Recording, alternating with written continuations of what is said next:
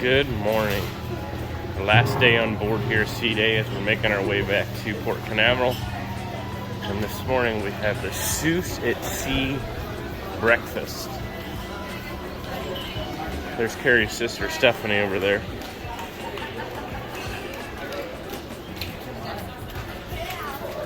But we're making our way to the Flamingo restaurant. Again, for breakfast with Cat in the Hat and Dr. Seuss. Here on deck 6. Dr. Seuss Green Eggs and Ham Breakfast is available on select sea days. You can book this experience in the app prior to sailing. The cost is $10 for adults and $8 for children. Girls have really enjoyed this experience in the past, but we have not been able to do it since before COVID, and we were a little worried that the girls would be too old. We were wrong. They both seem to enjoy the experience. The breakfast includes many whimsical favorites such as truffle tree pancakes and fox and sock steak and eggs. The chef was able to make Mylan gluten-free pancakes, which she said were not only delicious, but one of the best things she ate all week. Me and Carrie both got pancakes as well, but you could tell that Mylan's gluten-free version was freshly made and very fluffy. As for me, I can never go wrong with steaks and eggs. And just for fun, we shared an order of green eggs and ham. During the meal, we got to meet Thing 1 and Thing 2, the Cat in the Hat, and Sam I Am. The Things were the only characters who came around to each table, whereas Cat and Sam stayed at the front of the restaurant and welcomed guests. There was a Pixels photographer on hand to take pictures with the characters, and although he didn't like you to take your own pictures, the other staff were very encouraging. Overall, the breakfast is quite fun. Although it is geared to younger children, both of our girls enjoyed the morning. We were quite glad that they were able to accommodate food allergies, and although Mylan's pancakes were not red and white like her sisters, they were warm and delicious. Look at the camera.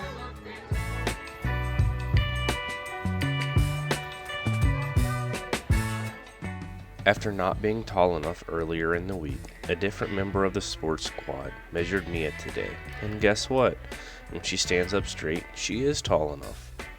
I think Carrie was more excited for her to go than she was. Mia is our little adventurer, and she always wants to do all the fun stuff Mylan does.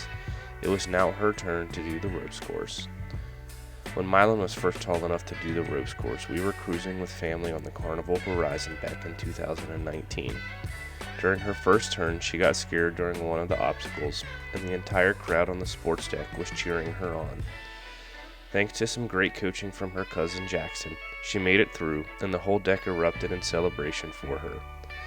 Now it was time for Mylan to be encouraging for her sister. She helped Mia navigate the course and explain the obstacles.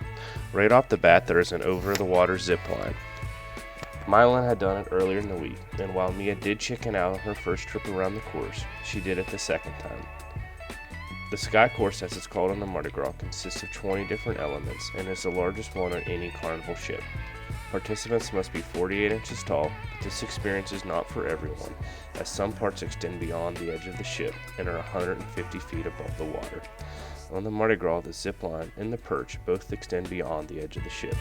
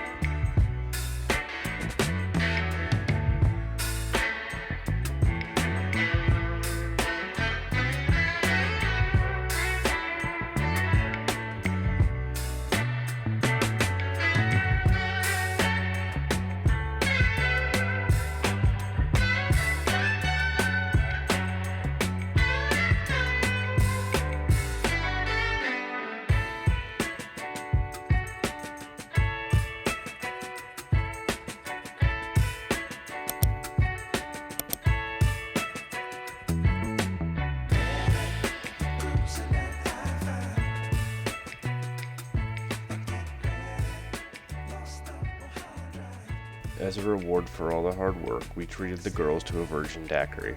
The girls love getting frozen drinks on cruises, but we do limit them as they are full of sugar. The kind bartender split the drink in 2 cups, so there was no arguing about sharing and who got which cup.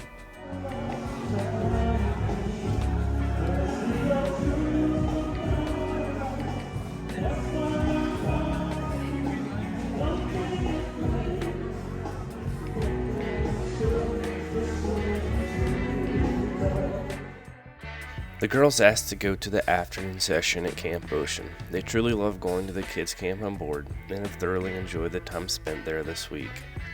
Without the girls in tow, Carrie and I headed up to Serenity, the adults-only area. As we always travel with the girls and generally stick to the family-friendly parts of the ship, we rarely adventure into the adults-only area. The Serenity area on Deck 18 is restricted to those guests over 21 years of age. This area on Mardi Gras is unsurpassed and is a complete retreat for adults. In addition to the numerous padded lounge chairs, there is a variety of seating from couches to daybeds and everything in between. All the seating is padded and pillows are provided, making this a great place for an afternoon nap. The area is calm, quiet, and has sweeping views of the ocean and beyond. Also in this area, you'll find 2 large hot tubs and a pool with lots of in-water seating. There is also a bar and a salad bar to keep you hydrated and full, thus allowing you to spend your entire day here.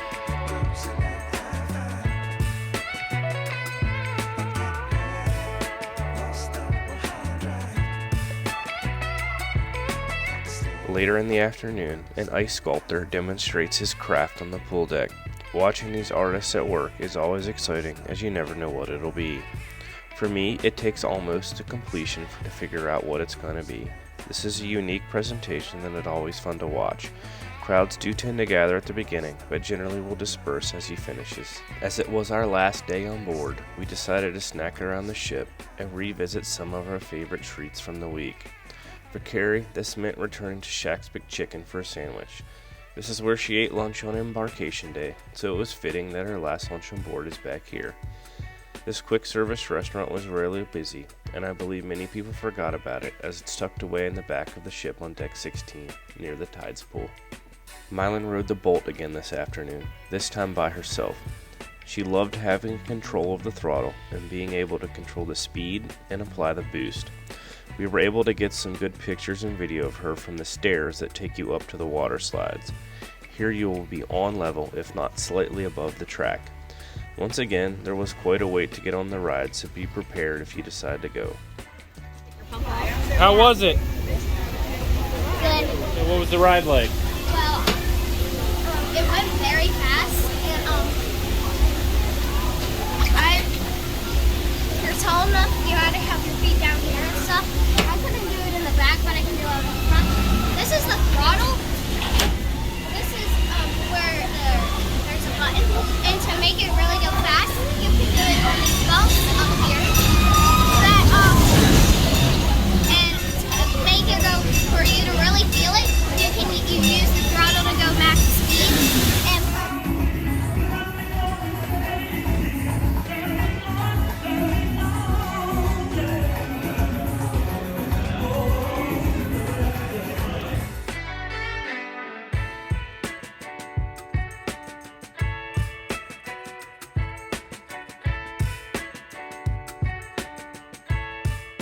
As night fell, we headed into the Lido marketplace to find the girls' dinner. Camp opened tonight at 6, so the girls wanted to eat quickly so they could get there. Their first hour of camp is generally kids' choice, where they get to choose what they do. Each evening, the Lido marketplace provides a large selection of food for dinner. On the buffet tonight was many of the items being served in the main dining room, including leg of lamb. Unfortunately, the buffet in the evenings is not celiac friendly. There was rarely anything in the regular buffet line that was gluten-free, and Mylan was generally limited to salads and desserts. They did always have one gluten-free dessert each night, but the main courses were lacking. We were encouraged to speak to the chef, but never really bothered. Mylan was fine with what was available, but the offerings would get tiresome for an adult.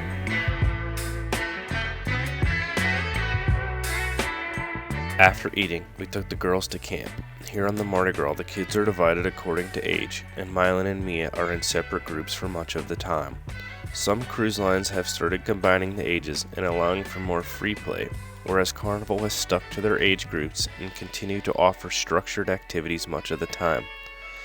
Our girls love this setup and truly enjoy the time they spend here. It makes traveling as a family a bit easier, as Carrie and I get to spend time together while knowing the girls are having fun. Our adult fun for the evening included music and drinks. We met up with Steph and Tom at the Fortune Teller Bar.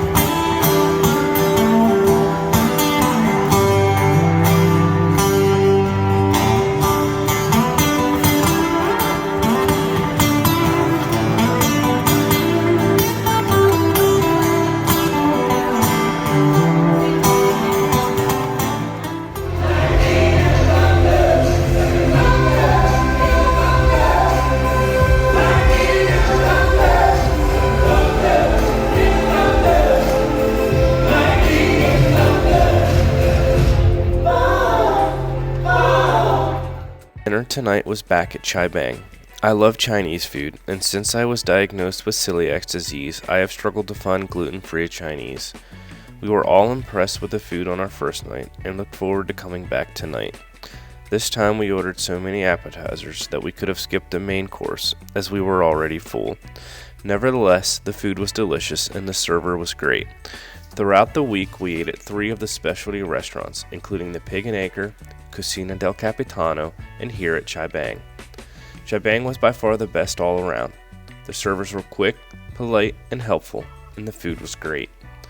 We never felt rushed or like an inconvenience. I appreciated the fact that they had a gluten-free menu and identified what could be modified.